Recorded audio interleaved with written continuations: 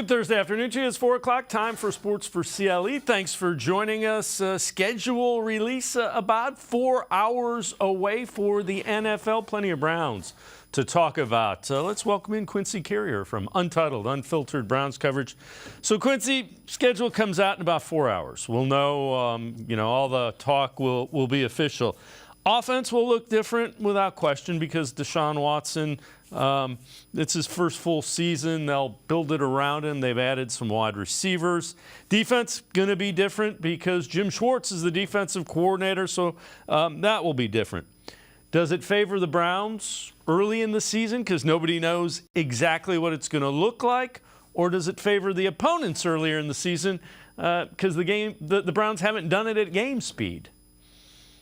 I think, when we look at it like a vacuum, right, where we're only talking about the Browns' changes, we can come to this argument of what's going to be more of an advantage or what's going to be a disadvantage, but it ultimately ends up being neutral because what happens with almost every NFL team is that they're going through changes themselves. And there's like maybe 6 teams in the league that aren't going through changes. And that's what the Bengals, the Chiefs, the Bills, and maybe the Philadelphia Eagles, right? The 4 teams that are always in that conversation for the Super Bowl in the last few years. Other than that, if you're another team in the NFL, you have your own changes to be worried about. And with the Browns changes, like Jim Schwartz has been in the league, he's not going to do anything that's going to surprise anybody, but that's not his goal, is to surprise a bunch of folks week 1. So they're going to be able to prepare for that just like normal. Deshaun Watson, he's had a lot of tape in the NFL. They know what he likes to do.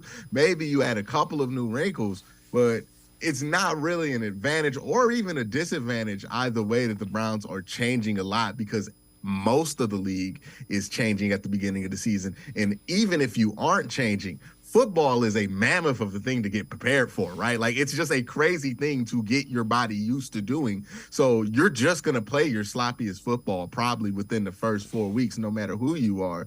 So, the Browns are coming into that season, and at least they're making the changes when everybody else is making them. When you're in a situation like they were last year where they're 13 weeks into the season and making changes that would be normal for week 1, and then they're going up against teams that have been playing for 13 weeks, then that becomes a disadvantage. But when everybody is starting the season off, it's kind of a neutral factor because almost every team in the NFL is going through some kind of change.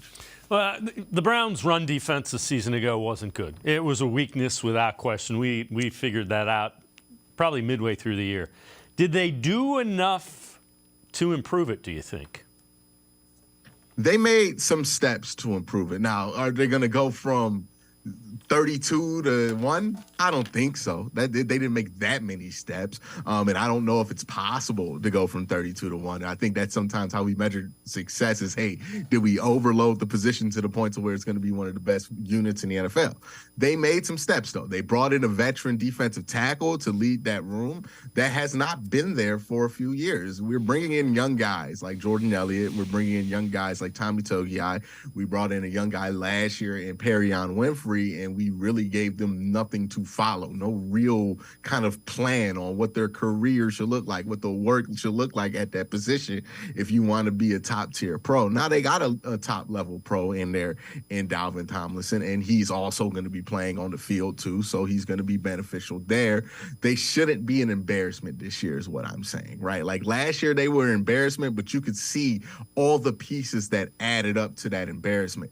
This year, I don't think they're going to be of note. Like, I don't think we're going to be like, wow, this run defense is great, unless we're comparing it to last year's run defense, which was historically bad. So it's going to be pretty pedestrian in the NFL picture, but I think that's fine. Like, that's where you would rather be versus where they were last year.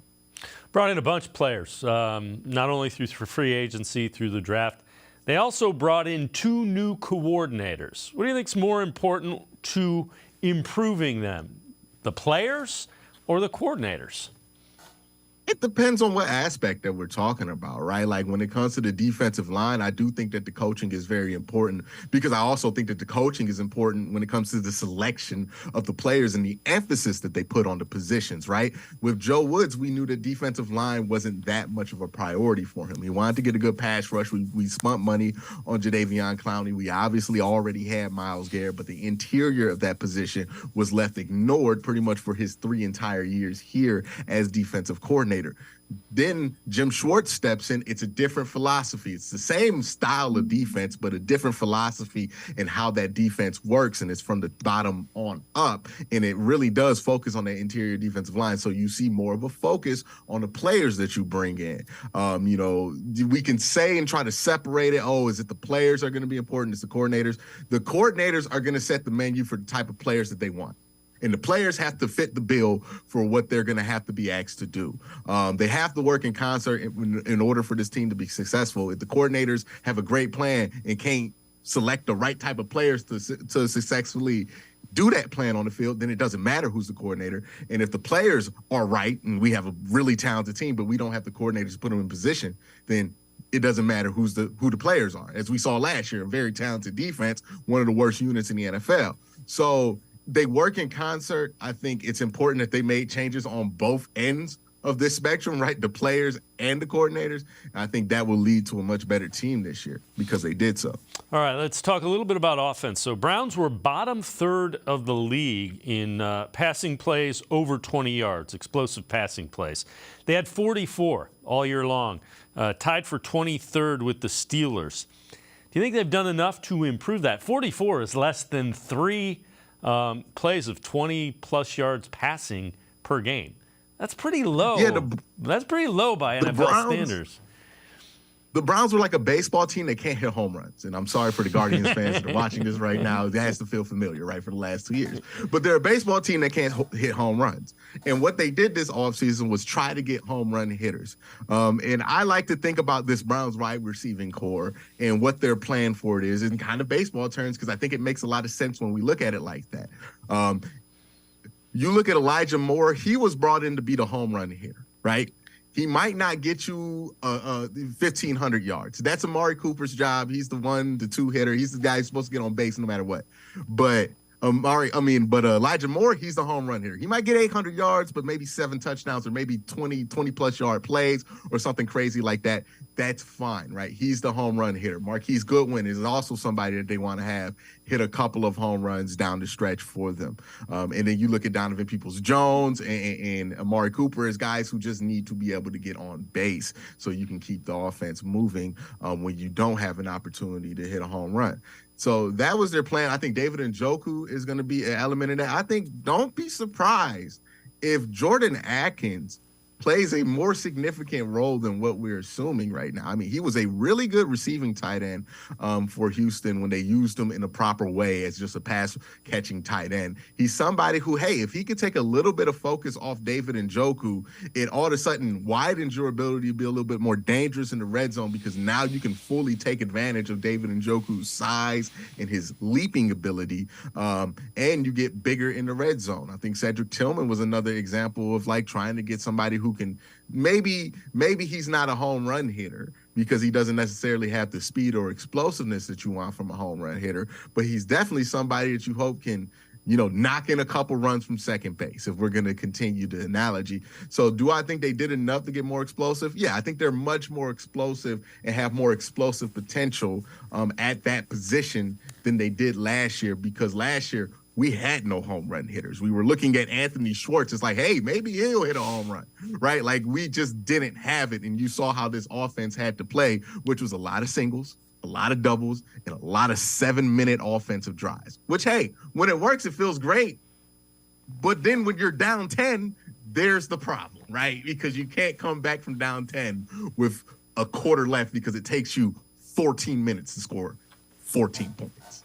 All right, AFC North position group rankings on offense, Sports Illustrated. We're going to take a look at the wide receiver rankings in the AFC North. So they got number one, the Bengals. They're probably the best in the NFL. They have the Browns ranked at number 2. Isn't much separation between the Browns and Steelers, especially at the top. Both teams have 2 good options. Steelers might be better there, but the Browns have better depth, and they have the Ravens checking in at number 4. So I found it really interesting that Sports Illustrated ranks the Browns wide receiving corps. Kind of goes with what you go.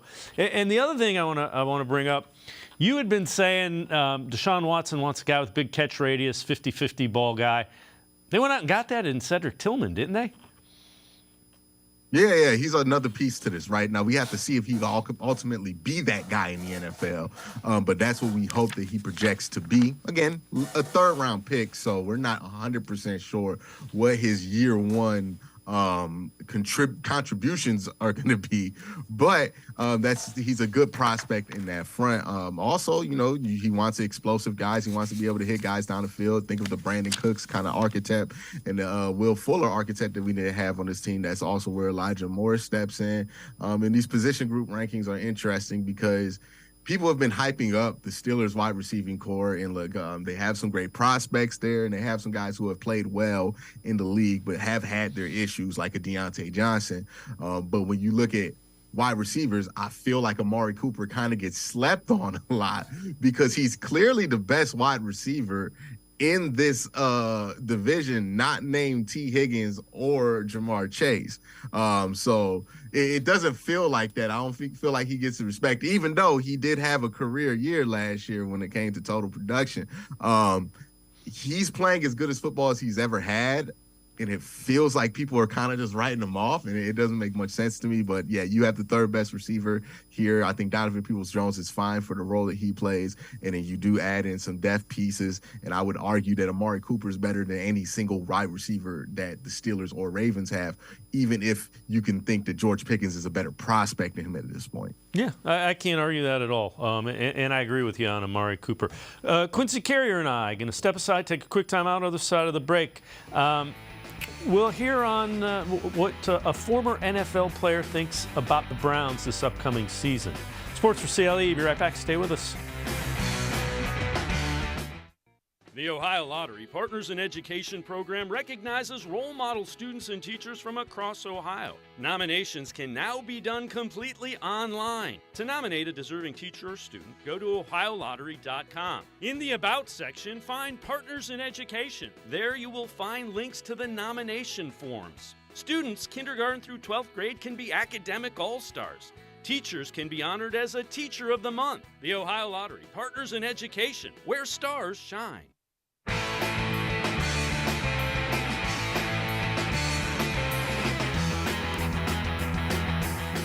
We continue talking Browns with Quincy Carrier from Untitled Unfiltered Browns coverage. Jason McCourty, former NFL defensive back on NFL Network's Good Morning Football, about his perception of the Browns this season. Deshaun Watson and the Cleveland Browns is a mystery that no one's talking about because you said it last week. It's uncomfortable. You don't know if it's okay to discuss yet. But you can discuss the football side of it, and now Watson's going to be back. Last year was only a few games. It was hard to figure out what he was going to be because the last time we saw him was in 2020, a full season with the Houston Texans. And when he was out there, he was actually a really good football player. When you go back and you look at where he ranked amongst quarterbacks in the NFL that year, I mean, look at that. Everything is in the top 5. Any stat you want to look at, it is right there. Deshaun Watson's only 28 years old going into this season. He'll be turning that in September. And this is a Cleveland Browns team where in this division, all we talk about, deservingly so, is Lamar Jackson and Joe Burrow. We said, all right, Kenny Pickett's on the rise. Let's see what this young guy's going to be. No one's discussing the Cleveland Browns. And this team has Nick Chubb, they have David Njoku, they have Amari Cooper. They just signed Elijah Moore, traded for him for the Jets. They have weapons, and if Deshaun Watson can get back to form of something similar to what he was in 2020, this is the mystery that I'm going to be looking at for the season because it's going to be a conversation that we have to discuss from a football standpoint and what the Browns can do, and if they're going to be a possible team in the playoffs late in the season, especially in the division with the Baltimore Ravens and the Cincinnati Bengals. And Quincy, you look at those numbers from the last full season Deshaun Watson played, they're pretty eye-popping. Oh, yeah. I mean, he was one of the top quarterbacks in the league, right?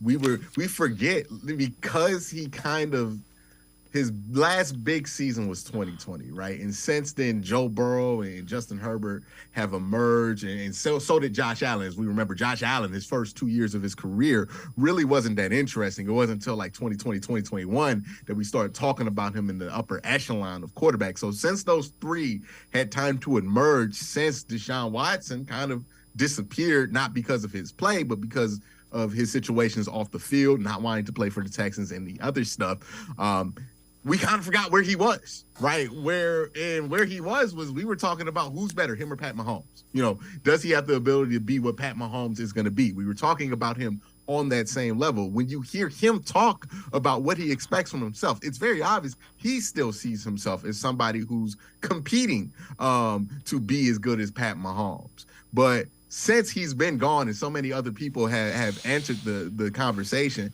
it's up to him to reestablish his name back in there. But that's who he was. I mean, look, you don't just trade 3 first-round picks for just anybody, right, at the quarterback position.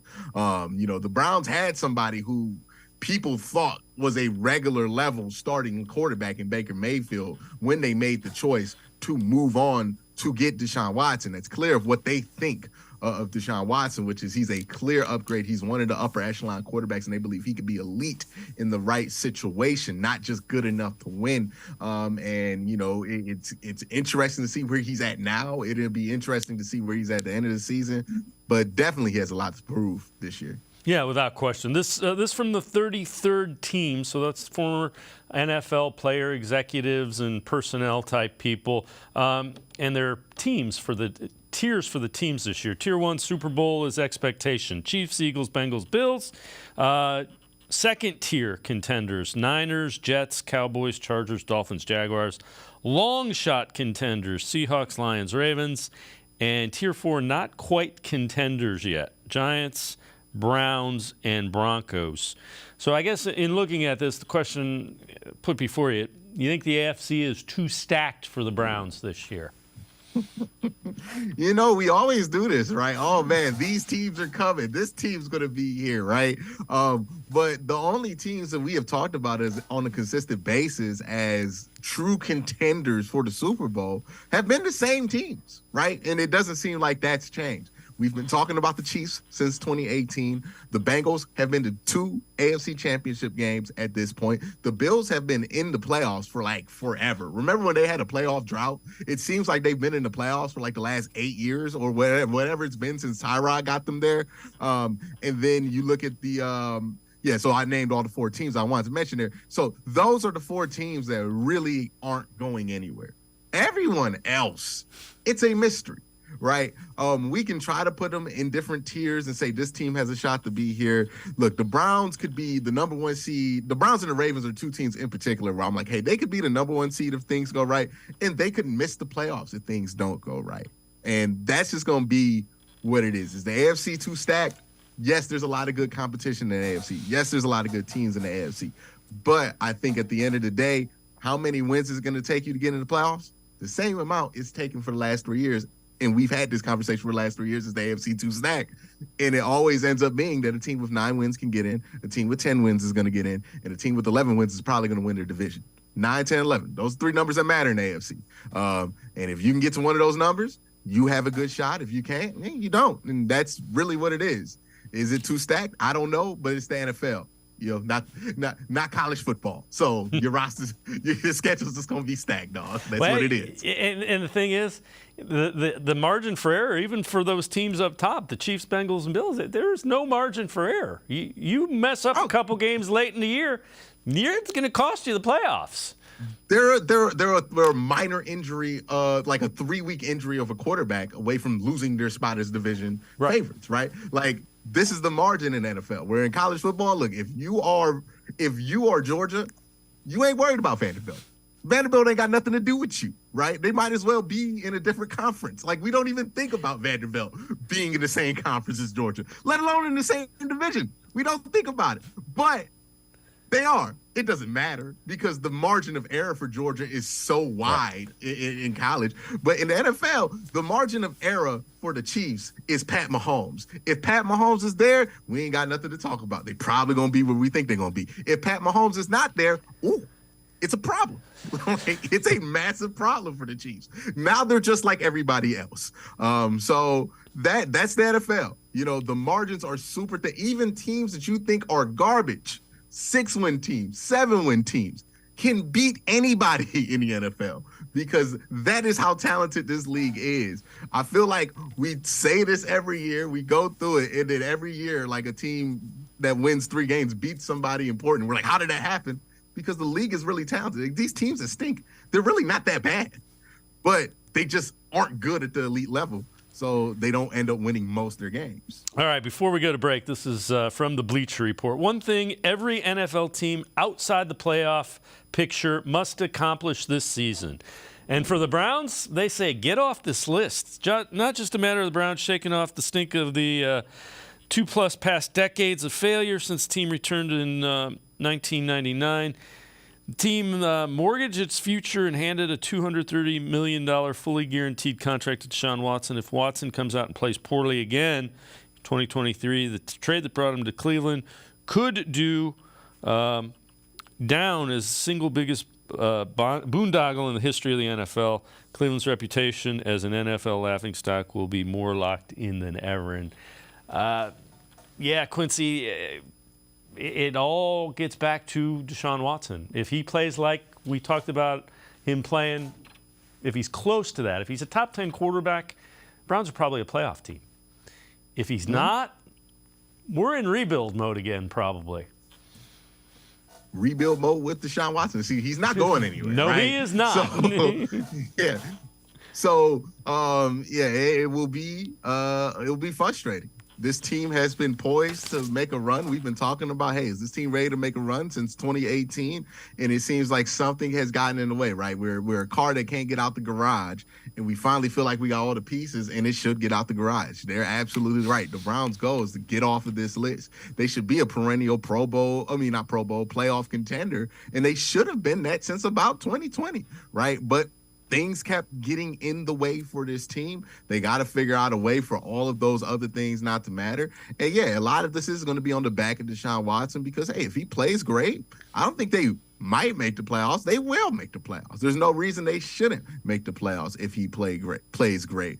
And if he does not, then we're going to be trying to scramble to 8 to 9 wins, and we're going to be very disappointed that we're paying $230 million, elite quarterback prices, for what is not elite quarterback play. So, it's up to him to live up to that contract. I think that's something he takes very seriously. And, I think Cleveland, look, your reputation lives or dies with your win-loss record on the field. So no matter what it is, how much money you spend for quarterback, if you win, your reputation goes up. And if you lose, your reputation goes down. And I'll say this, ain't like we got much to lose in that category, right? Like, so... the arrow can only go but so far down, right? So we have to be on our way up at some point, and that's why I think they took the risk because, what are we going to become a laughing stock if we trade for Deshaun Watson? It doesn't work. Cool. What were we going to be if we didn't? Like, we would still be a laughing stock. So, the trade makes sense in that respect. Quincy Carrier and I are going to step aside, take another timeout. Other side of the break, we'll take a look at defensive line unit ranking for ESPN's Mike Clay, where the Browns fall in that with their rebuilt defensive line. Sports4CLE. We'll be right back. Stay with us. Come back to go forward. Back to learning new things. Back to pursuing your dreams.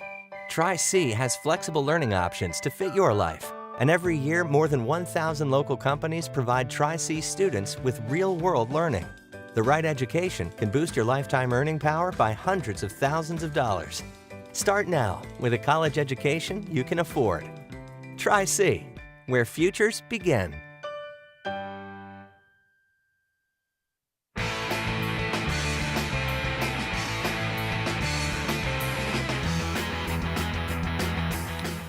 We continue talking Browns with Quincy Carrier from Untitled Unfiltered Browns coverage. Mike Clay from ESPN ranking the interior defensive lines for the upcoming season. Number 1, Giants. Number 2, 49ers. Falcons check in at number 3.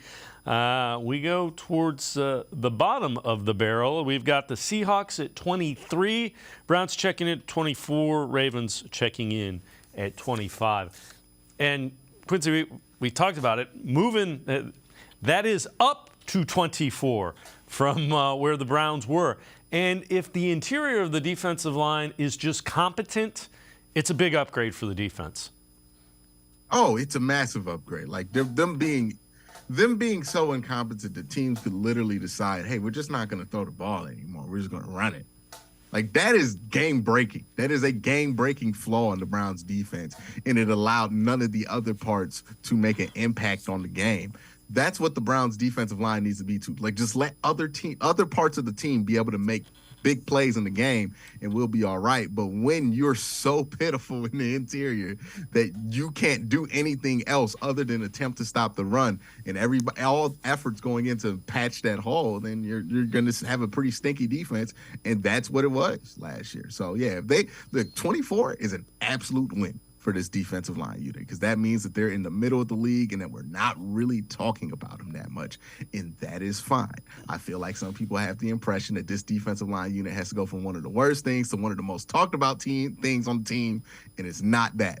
If we don't talk about Dalvin Tomlinson a down this season, that's great, because we're not upset that Dalvin Tomlinson is not doing his job, right? It is a good thing to not have much conversation about this interior. And if that means they're ranked in the 15, 20, well, whatever it is, that's fine, as long as they're not so bad that we got to talk about it.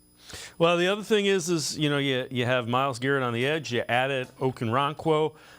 Take a look at this. Past 2 years in the NFL, the Obo Okoronkwo pressure rate on quarterbacks is 13.2% of his pass rush snaps. Myles Garrett's rate was only slightly higher at 14.6. Now, Okoronkwo did not play as many snaps, but you get the idea, and you saw the tweet from him. The feeling is a pretty good feeling that they have going here with this defensive line under Jim Schwartz. Yeah, I mean, they should feel good. If if my teammate were Myles Garrett, I would feel great. I think that this is a team that should be in a better position to pass rush, not just because they have Myles Garrett or they improved the interior defensive line, but I also think that the improvements to the secondary also help, right? When you have better safety help, that allows you to get to the quarterback longer because certain things aren't going to be wide open. When you have better corners and you know that those guys are going to be in man coverage, that gets rid of a lot of those quick options that quarterbacks like to go to get rid of the ball on you before you can make an impact there. So other changes are going to help them as well, outside of the personnel changes on the defensive line and in the coaching staff. So I think there's reason to feel good. Look, this is a talented defense. Nobody is saying otherwise. This is a very, very talented defense. The question is, can they be put in the right positions to succeed, and can the talent live up to the promise? And that's what we want to see this year. Been a quiet offseason. Do you think that's a good thing? It's definitely different, right? Like, I feel like since honestly they went 0-16 and got Myles Garrett, we've been talking about one crazy thing after another, right? Whether it be the first overall pick, having the first overall pick in back-to-back years, having 4 or 5 first-round picks in 2 years. Like, we've had crazy things to get excited about in the offseason.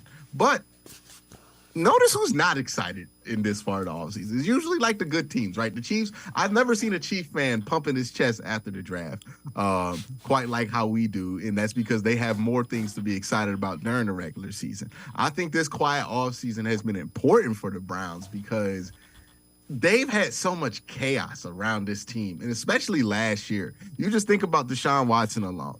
At this point in last year, he had already dealt with getting traded, more accusations being put on him, and then having to deal with the legal stuff with that, and then acclimating himself to the team while having impending legal proceedings from the NFL. How can you prepare for a season when that is the case? And then, oh, by the way, for 12 weeks, you're just going to not be a part of the team, and then you're going to come back very late in the year where everybody's kind of used to playing football, and you haven't played football in 700 days. He has a normal offseason now. the team has a normal offseason now. Nobody's answering questions about what they think the league office is going to do. Nobody's answering questions about what somebody else is doing on front page here or there. It's just a normal offseason where these very talented football players can focus on football. There was a lot of crazy stuff outside of Deshaun Watson that happened to this team in a lot of their personal lives. And just to have a peace in the offseason, I think is important because it allows guys to get back to their routine, and being back in your routine allows you to be your more normal self. Quincy Carrier and I are going to step aside, take one more time out. Other side of the break. How bad has it been the last decade for the Browns? Ooh, we've got the answer, and it's not pretty. Sports for CLE. Be right back. Stay with us. The Ohio Lottery Partners in Education program recognizes role model students and teachers from across Ohio. Nominations can now be done completely online. To nominate a deserving teacher or student, go to ohiolottery.com. In the About section, find Partners in Education. There you will find links to the nomination forms. Students kindergarten through 12th grade can be academic all-stars. Teachers can be honored as a Teacher of the Month. The Ohio Lottery Partners in Education, where stars shine.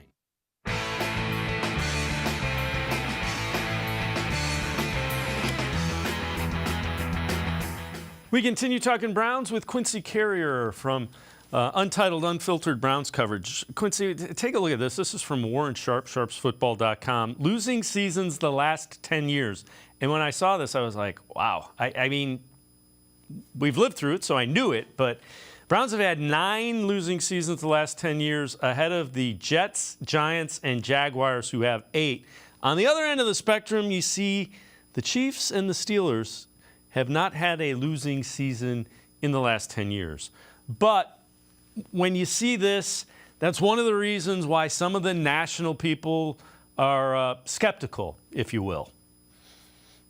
Oh, yeah. Like, as long as, like, the Browns have built up what's the opposite of goodwill, right? Like, when it comes to them having the faith in people in the public of being very good. Like, nobody believes that because, I mean, we've had 9 losing seasons in the last 10 years. You're not going to suddenly convince somebody that Rutgers is going to be good at football just because they said they're going to be good at football, right? You got to see that to believe that. And right now, the Browns are kind of like the Rutgers of the NFL. They got to show people that they're going to be good.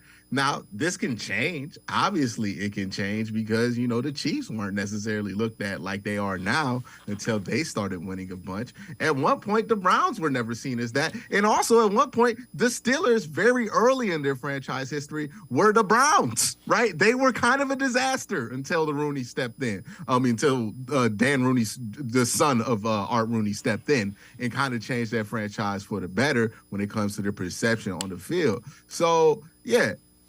This is the perception now. They have earned it with their play over the last 10 years. But now it's time for Deshaun Watson and them to say, hey, this is going to be the year. My first full year as a Cleveland Brown is also going to be the first year of a drastic change for this organization. And if that can be the case, much like Pat Mahomes stepped into Kansas City and turned them from a mid-tier organization to the top tier in the NFL, that's going to be what Deshaun Watson's tasked to do. And if he does it and he's successful, he will be beloved here for it. Like, it's just going to be what it is. I agree with you, without question. All right, each NFL division's biggest offseason winner from the Bleacher Report. AFC North, they go with the Ravens. One could argue Cleveland improved the most this offseason. Cincinnati remains top team, but Baltimore did the best job of ensuring it remains a perennial contender. It's, of course, because they finally signed Lamar Jackson to a long-term deal. Projected AFC North finish from Bleacher Report. They go Bengals, Ravens, Steelers, Browns. Again, see what we said earlier, right before, at the beginning of the segment. That's why. Again, people are going to be skeptical until the Browns do it on the field. They had the one season where they're in the playoffs. Everybody kind of got behind them, and the last 2 have been disappointments. They don't bring up Lamar Jackson's contract number whenever they bring him up. I thought it was standard from all the articles I've been reading about. I can't hear Deshaun Watson without the words 230 million following him, right? Guaranteed. But Lamar Jackson, I never see his contract number follow after his name. I guess it doesn't matter that much. It only matters when the quarterback's name is Deshaun Watson, how much money he makes. But yeah, I mean, this is a stacked division. This is a loaded division. This is a division with a lot of quarterbacks, a lot of star power. And even the team that doesn't have a quarterback, the Pittsburgh Steelers, who are playing Kenny Pickett, who we don't know what he's going to be yet in the NFL. There's no reason to believe that they're going to be a pushover either. This is a tough conference, a tough team, a tough division. And look, Lamar Jackson and the Ravens, they did make a lot of improvements. Although I think those improvements should be viewed a little bit more critically than they are, right? Because we're just Todd Monken. I've seen that not work, right? Also, what I've seen with Todd Monken is usually the quarterbacks that play under Todd Monken, the interceptions go all the way up, right? Baker Mayfield, the year that he led the league in interceptions. Oh, wait, no, he didn't. He was behind Jameis Winston, who the year before Todd Monken had, and he led the league in interceptions. So that's a little bit questionable, right? But we're all just looking at that like that's a universally good thing. Odell Beckham, at 31 years old, coming off of an ACL injury that he missed the entire year from, and he's had like 2 or 3 of these surgeries. Apparently, one had a complication where he had to get it fixed like 2-3 times with the scope. So we just think that's going to work. I don't think it's not like there's a 0% chance that it works, but there is cause to be very skeptical about a lot of those things that they're expecting to go right in Baltimore. What they do have that we know is going to be good is a great defense. Yep.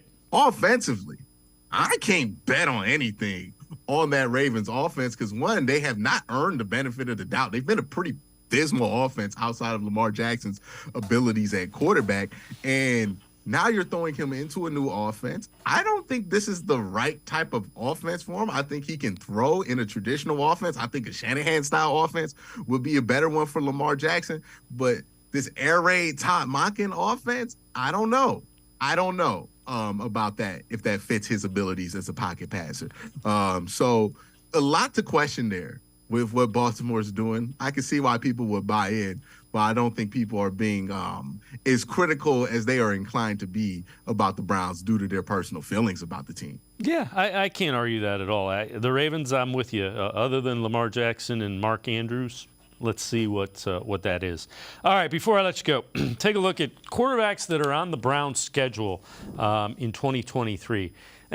Toughest ones are in the division. It's Lamar Jackson, Joe Burrow. You see a young Justin Fields. Aaron Rodgers is on there. But you look at this list. There's no Patrick Mahomes, no Josh Allen, no Justin Herbert. So, again, the Browns are in a tough division. You got to see Burrow twice. You got to see Lamar Jackson twice. They've had success against Joe Burrow, not so much against Lamar Jackson. How well they deal with that and how well Deshaun Watson plays goes a long way to how successful 2023 is going to be. Dang, they was ready to give up on Russ. They just got Russ next to Ryan Tannehill. Like, wow. How the mighty have fallen.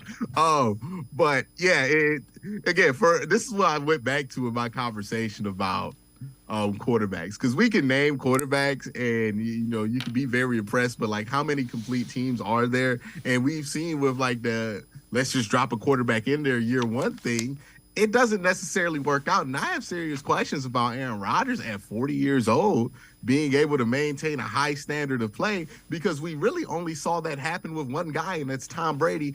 And what about Aaron Rodgers' career suggests that he should be compared to Tom Brady at this point, because he's just not lived up to that bill. I mean, it feels like we've wanted Aaron Rodgers to be Tom Brady his whole career, and he's never been able to live up to that billing. One Super Bowl appearance to Tom's like 12. And not to say that winning's the only thing that matters at the quarterback position, but when we're talking about that level of quarterback play, then that's going to be what's going to be measured there. And with Aaron Rodgers, like you came off of a down year, you're going to a new team. I understand Nathaniel Hackett's there as the offensive coordinator, but what about what Nathaniel Hackett did in Denver makes you think that, just because he got Aaron Rodgers, it's going to be good? Again, a lot of things that people are just assuming it's going to go right off of goodwill that the Browns don't get because they've stunk, and that's fair. But if we use that same critical ability on some of these teams or players that have the goodwill, we would realize some of these flaws a little bit earlier, right? It's like with Denver. Nobody was really critical of the idea that Nathaniel Hackett was going to be the coach for Russell Wilson, that Russell's going to be doing something completely different than he's done in his entire career in Denver. He was going to not a timing offense, but an offense that's more structured and for a player who's played out of structure his whole career. We didn't question any of that because we're like, oh, it's Russ, it's going to work. And then it came down to it, and that actually mattered, right? We're not questioning a lot of the stuff of Aaron Rodgers because we're just assuming Aaron Rodgers, this is going to work. But a lot of this can break down, and I don't think it's that crazy to think that A-Rod might not have the best years of his career in New York. And again, I know Tom did it, but everybody ain't Tom. There's one Tom, and that's why we talk about Tom like that. I can't disagree with you. It'll be interesting to see if Rodgers can do that in New York. Quincy Carrier, as always, great stuff. Appreciate the time and the insight. Thanks very much, Quincy. No problem. Thanks for having me on. Quincy Carrier, make sure you check him out. Really good stuff, untitled, unfiltered Browns coverage. We're going to step aside, take a quick time out. We continue talking Browns. Kenny Roda from 1480 HBC straight ahead. Sports4CLE. Be right back. Stay with us. Come back to go forward. Back to learning new things. Back to pursuing your dreams. Tri-C has flexible learning options to fit your life. And every year, more than 1,000 local companies provide Tri-C students with real-world learning. The right education can boost your lifetime earning power by hundreds of thousands of dollars. Start now with a college education you can afford. Tri-C, where futures begin.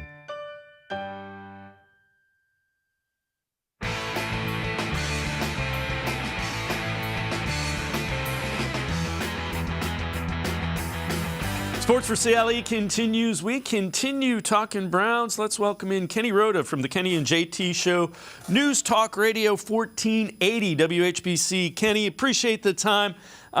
Let's take a look at this from Pro Football Focus. This is kind of interesting. Early roster rankings for the 2023 season. Eagles 1, Niners 2, Bengals 3, Browns down at 14. Biggest strength in 2023 for the Browns, they say, offensive line. Biggest weakness in 2023, they say the defensive line, and you see the additions there. Biggest X factor for 2023, Deshaun Watson. And when you look at that, I think all of those are fair, and this roster is a playoff roster, provided Deshaun Watson is the kind of quarterback that they traded all the picks for and gave all the money to. It comes down strictly to Deshaun Watson. Yes, you need to upgrade the defense, and they've added some defensive linemen, a new defensive coordinator in Jim Schwartz. But let's be honest, this team is going to go as far as Deshaun Watson takes them. The most important position in all of sports, I don't care if it's baseball, football, basketball, hockey, soccer, whatever, it's the quarterback in football.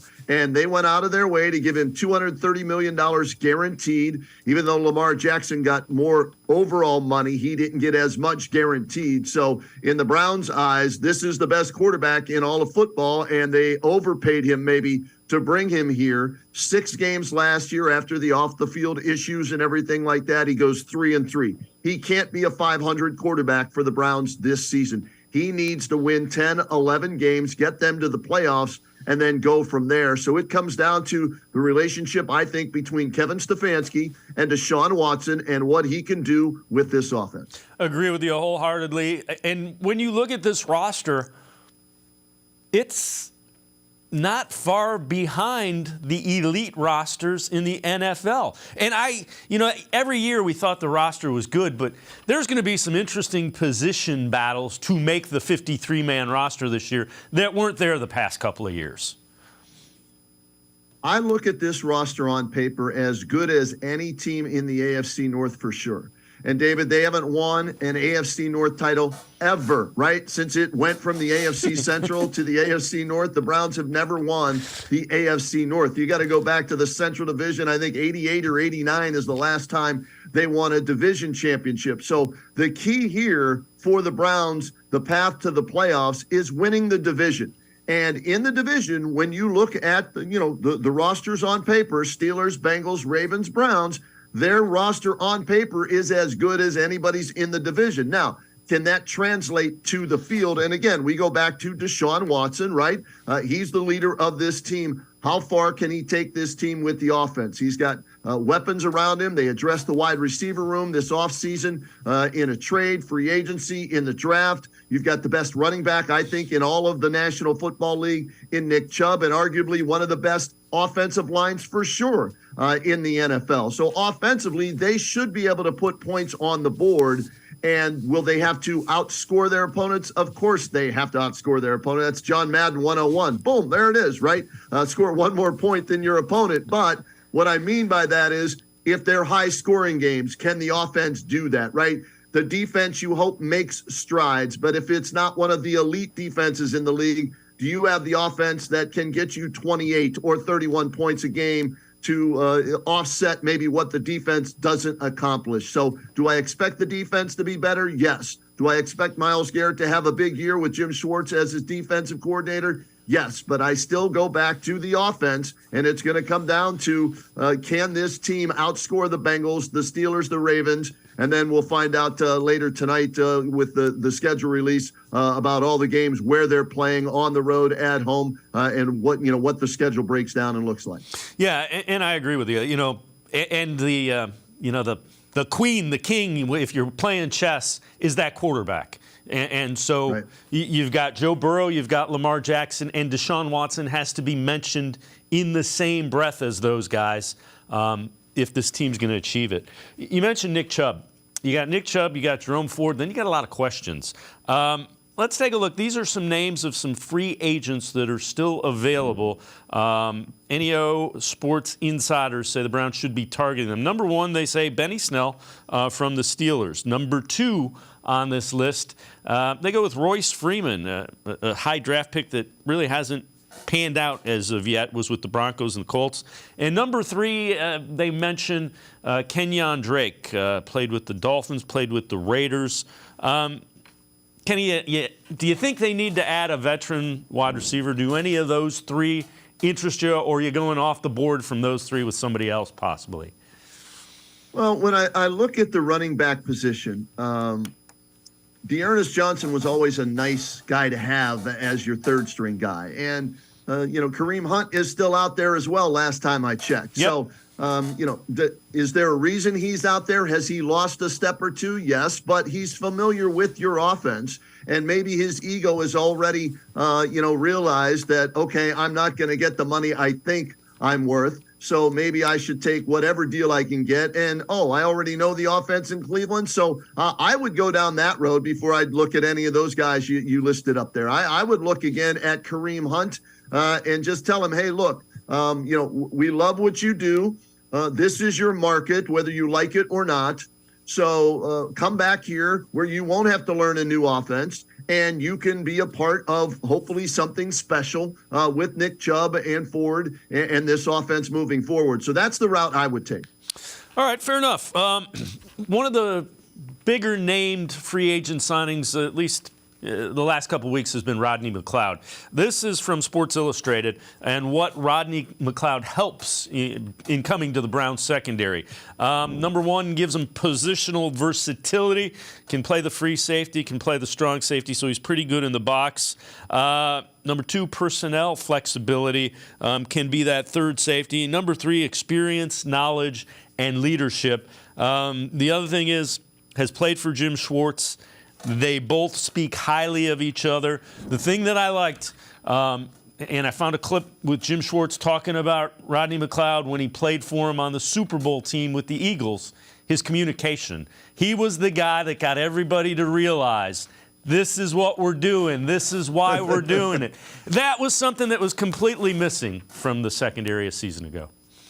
I gave you 2 thumbs up as you were explaining that. Yes, lack of communication, breakdowns in that secondary, long passes given up. It was painful to watch if you're a Browns fan, if you're the Browns defensive coordinator who's no longer here, maybe because of that, right, Joe Woods? So, yes, you needed a veteran back there. You needed someone you can trust. You need somebody who can make plays. He checks all the boxes. And the fact that he's familiar, we talked about maybe Kareem Hunt coming back, right, because he's familiar with the Browns offense. Well, Rodney's familiar with Jim Schwartz and what he expects of that position within his defense. So I love that pickup. I think it was outstanding. I saw Rodney speaking about it as well, and the fact that he wanted to reunite with Jim Schwartz. So you hope that he can bring that ball hawking mentality that he had with the Colts and, of course, with the Eagles when they won the Super Bowl championship to this Browns defense that needs that in the secondary. So let's talk a little bit about one of the draft picks that's kind of flown under the radar. Cornerback out of Northwestern, Cameron Mitchell. Took him in the 5th round. So this is from Noah Weiskopf. After speaking and hearing talk, Brown's 5th-round pick, the consensus is extremely versatile, who would be more than willing to play in the slot if needed. Intelligence, footwork, fundamentals allow him to play multiple positions. And again, that slot position has been kind of up in the air just because Greg Newsome has made it clear he doesn't mind playing it. He doesn't want to only be a slot corner. And you get that. Slot corners don't get paid. They get beat up. It's a utility guy. And if you're a first-round pick, you don't want to be a utility guy. This is a good move for the Browns. They feel that they have a good, what's the best way to say it? They are confident in their ability to find cornerbacks, they think, in the draft, right? They've done a nice job, more so than what they've done with receivers. So they feel that, here's a guy that plays for Northwestern in the Big Ten, so that's a Power 5 conference, an intelligent kid. They can bring him in and not expect him to be their number one corner because they've got Burke and the other guys. Denzel Ward. So when you look at this move, I like it. Like you said, under the radar. Don't expect too much of him. Can be a special teams player, but also come in there, maybe throw him in the slot there and make Newsome happy by moving him outside, which is probably the best fit for him as well. I agree with you. And they do that. You can say whatever you want about their inability to draft certain positions. Cornerback has not been one of them. You've got Ward, Newsome, Emerson, and all of those guys have elite cornerback traits, and you better have that when you're going against the Bengals and now the Ravens, who've added Odell Beckham and Zay Jones or Zay Flowers rather. You're going to need a lot of corners that can play. And that is something that Jim Schwartz, what do we know about Jim Schwartz? Jim Schwartz wants to rush the passer and have corners that can cover, right? Because if you can get pressure with only 4 guys, forcing the quarterback to throw the football early, that alleviates the time your corners have to cover. And if you have average to above average corners already, then that creates a nice recipe for success with the pass rush and the cover corners. And so I think the Browns really looked at this offseason and they said, all right, we know we have the offensive guys, right? We've got Deshaun now. Yes, we have to add a couple of wide receivers, but we're comfortable with the entire offense. We need to rebuild this defense, and we need to give Jim Schwartz whatever he wants, and Jim got what he wanted, right? They addressed the defensive line. They went out. They got the corners. They obviously don't value linebackers. They think Anthony Walker and Sione Takitaki coming back, whenever that might be from their injuries, are good enough, along with Jeremiah Owusu-Koramoah. So they went out and they said, Jim, what do you want? He gave them a list. They went out, they addressed that list. Now let's see if they can take that list on paper and put it on the field, make it work. Kenny Roda from WHBC Radio and I are going to step aside, take a quick time out on the side of the break. Schedule release in a few hours. We'll talk a little bit about the schedule, what it might mean. We'll also dive into the Cavs. Sports for CLE. Be right back. Stay with us. The Ohio Lottery Partners in Education program recognizes role model students and teachers from across Ohio. Nominations can now be done completely online. To nominate a deserving teacher or student, go to ohiolottery.com. In the About section, find Partners in Education. There you will find links to the nomination forms. Students kindergarten through 12th grade can be academic all-stars. Teachers can be honored as a Teacher of the Month. The Ohio Lottery Partners in Education, where stars shine. The Greater Cleveland Sports Hall of Fame celebrates the star athletes and notable sports figures who were born or have made their home in Greater Cleveland. It tells the story of discipline, commitment, perseverance, sportsmanship, and excellence in achievement. It encourages and inspires those who believe in sport and its direct impact on the well-being of our community. Go to clevelandsportshall.com or follow us on Twitter at GCLE Sports HOF for more details.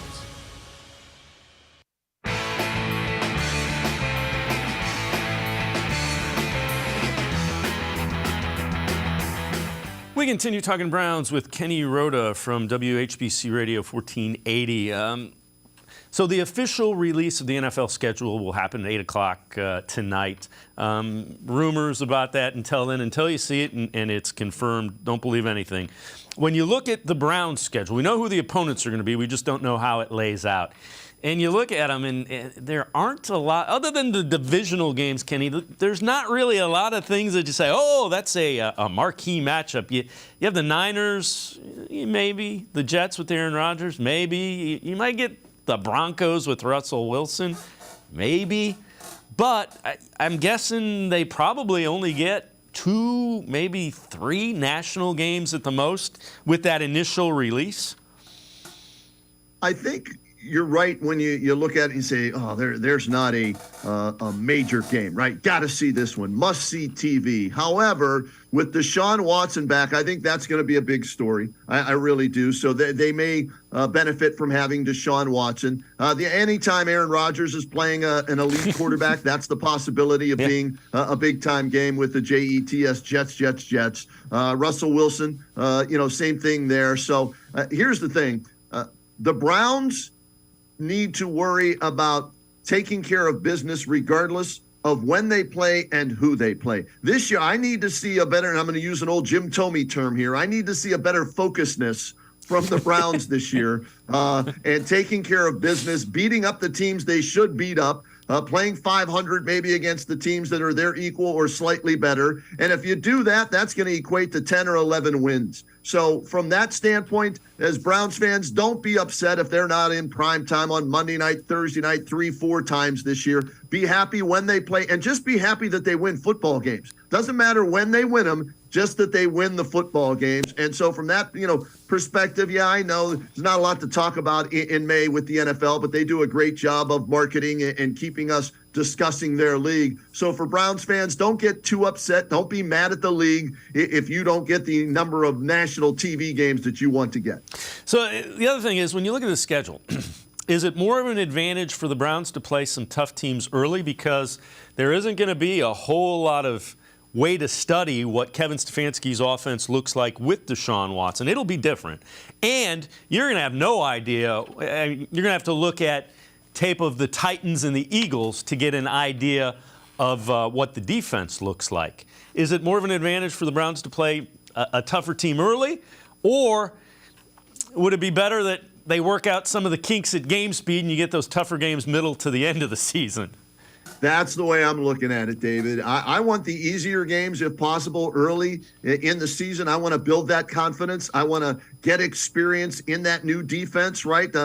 Get experience with Deshaun and his new wide receivers, get the timing down and everything. So for me, I'm hoping, from a standpoint of a competitor, if that's the case, I want the easier schedule early and build off of that and find out about my team, what looks good, what doesn't look good, work on it. And then, of course, the trade deadline, if necessary, you can always make moves in the middle of the season to shore up some of the weaknesses that you knew you would have or you didn't think you would have. So for me, the way I would want it, I would want the easier schedule early on, especially with a new defensive coordinator and getting Deshaun Watson back in full season, regular season Deshaun Watson mode. Yeah, I agree with you. All right, let's turn our attention real quickly to the Cavs.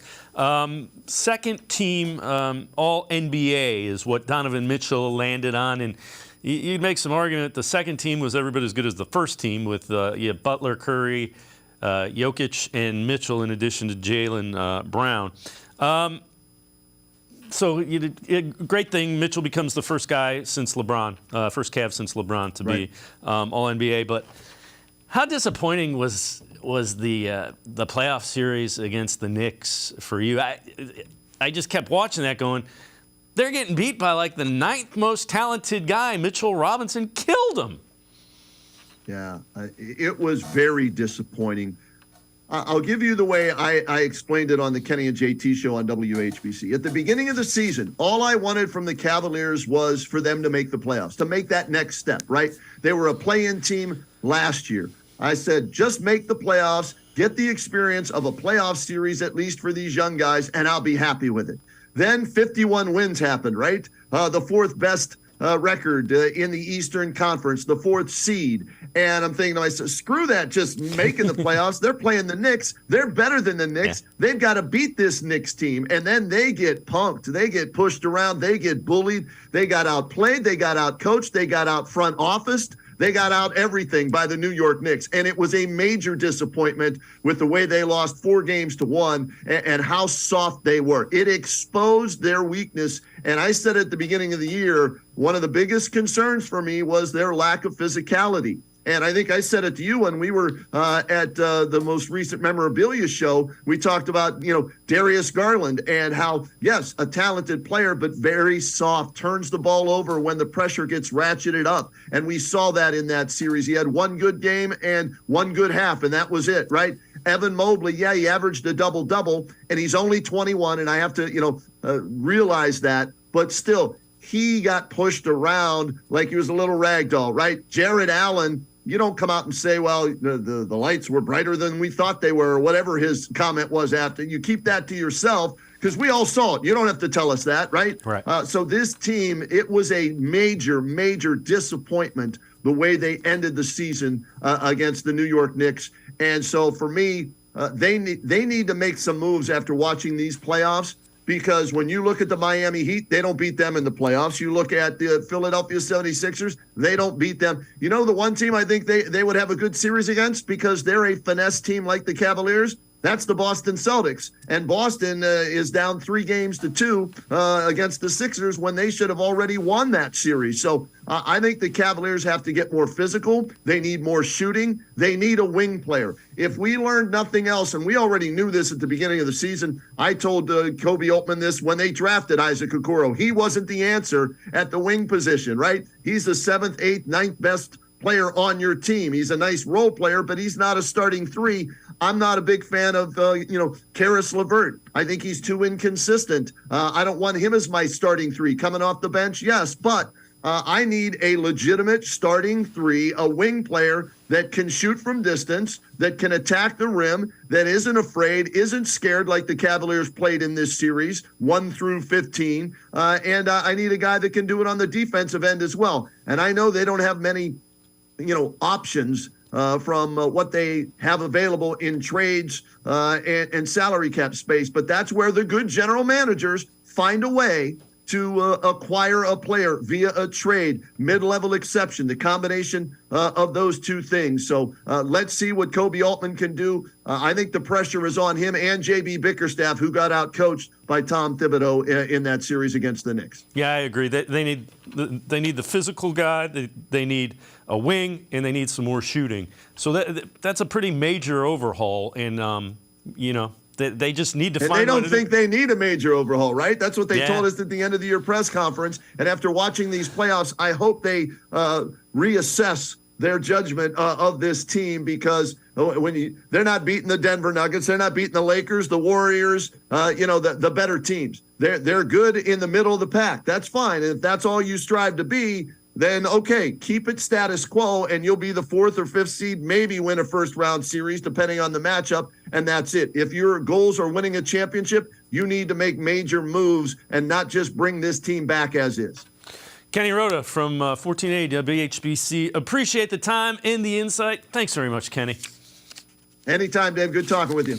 Kenny Roda, make sure you check him out. The Kenny and JT Show, News Talk Radio, 1480 WHBC. That's going to do it for this edition of Sports for CLE. We'll see you back here tomorrow at 4 o'clock. Have a great night, everybody. See you tomorrow at 4 on Sports for CLE.